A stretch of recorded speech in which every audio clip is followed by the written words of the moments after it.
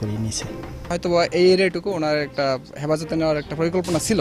দর্শক, কথায় আছে না যে বাড়ির বলে কুত্তা ভুগে, সেই কুত্তা ভুকটা একটু বেশি করে। যখন বেনজির আহমেদ পুলিশ ডিপার্টমেন্টের বড় অফিসার ছিল, তখন কিন্তু উনি কথা বলতো যে মাটির নিচে 500 গজ মাটির নিচেও যদি তাকে টেনে বের করে আনবো। দর্শক, ক্ষমতা ভরাই বেশি দিন থাকে না মানুষের, অবশ্যই একদিন না একদিন পতন হয়ে। আজকে বেনজির আহমেদের কোন জায়গায় বাসা বাড়ি, কোথায় করছে না করছে, অবশ্যই খালি দিনের পর দিন অবশ্যই বের হয়ে যাচ্ছে। দর্শক, আমি কথা বাড়াতে চাই না, অবশ্যই মূল ভিডিওতে চলে যাব। বেনজির আহমেদের কোন কোন জায়গায় সে নির্ধারিত জায়গা কিনে রাখছে, অবশ্যই আপনারা ভিডিওটা দেখতে থাকুন। মূল ভিডিওতে চলে যাই। আমাকে জমি ফেরত দেবে, আমাকে জমি দখল হয়ে বসে রয়েছে, বিল্ডিং করছে। হিন্দু অধ্যাসিত গোপালগঞ্জের শাহাপুর ইউনিয়ন, এখানকার বৈরাগীর টোল গ্রামের বাসিন্দা জুয়েল বল। 2.5 বছর আগেও তার ছিল 2 বিঘা ফসলি জমি। ধান, সরিষা ও আলু চাষ করতেন তিনি। চাপের মুখে পড়ে এই জমি লিখে দিতে হয়েছে সাবেক পুলিশ প্রধান বেনজির আহমেদের পরিবারকে। চোখে মুখে এখন বিরাজ করছে আতঙ্ক। ফসলি জমি হারিয়ে এখন বেঁচে থাকার জন্য বাড়ির কাছে নির্মাণ করছেন মুরগির খামার। এই সমস্ত জমি তো আমাদের ছিল, এগুলো জোর করি প্রত্যেক জোর করি আর কি, কায়দা কলম করে নিছে।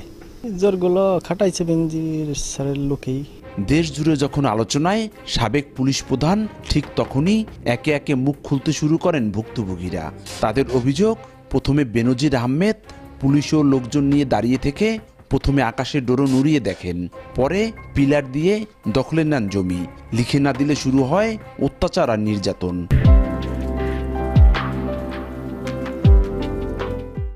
ওনার উনি ড্রোন ক্যামেরা দিয়ে একটা ম্যাপ করছিল আর কি, তখন বিভিন্ন জায়গায় রেড চিহ্ন দিয়ে রাখছিল। হয়তো এই এরিয়াটুকু ওনার একটা হেফাজতে নেওয়ার একটা পরিকল্পনা ছিল। জায়গা না দিলে তো আমরা বাস্তি করবো না, আমরা সবাই এই জায়গায় জনগণ সবই মরে যাবো আমরা। আর বাইরে হাই যায় না একদম বেনজির সাহেবের লোক দিয়া। খালি আমাকে বায়নাটা কিছু দেয় নাই। ক্ষমতার অপব্যবহার করে লিখে নেন শত শত একর জমি, আর কোনোদিনও জমিতে ফসল চাষাবাদ করতে পারবেন না বলে ক্ষুব্ধ বাসিন্দারা। অল্প কদিন আগে তো হুমকি দেয়, তোমার ছাড়ো আমাকে জায়গা, আমাকে জমি ফেরত দেবে, আমাকে জমি দখল হয়ে বসে রয়েছে, বিল্ডিং করছে। ওই জমি তো করে ধান হতো, এই তো আমরা খাইয়ে নিয়ে বাঁচতাম, সেইটুকুই নিয়ে গেছে। জোর করে কৃষকদের সম্পত্তি লিখে নেয়ার ঘটনায় ভুক্তভোগীরা মামলা দায়েরের প্রস্তুতি নিচ্ছেন বলে জানা গেছে। ক্ষতিগ্রস্তরা জানান, গোপালগঞ্জে 500 বিঘা জমি লিখে নিয়েছেন সাবেক পুলিশ প্রধান। হিন্দুদের জমি জোর করে লিখে নিয়ে পার্ক বানিয়েছেন সাবেক পুলিশ প্রধান বেনজির আহমেদ। এসব ফসলি জমি ফেরতের পাশাপাশি তদন্তপূর্বক দোষীর দৃষ্টান্তমূলক শাস্তির দাবি জানিয়েছেন ভুক্তভোগী কৃষকরা। সঞ্জয় কর্মকার, অভিজিৎ, সময় সংবাদ, গোপালগঞ্জ।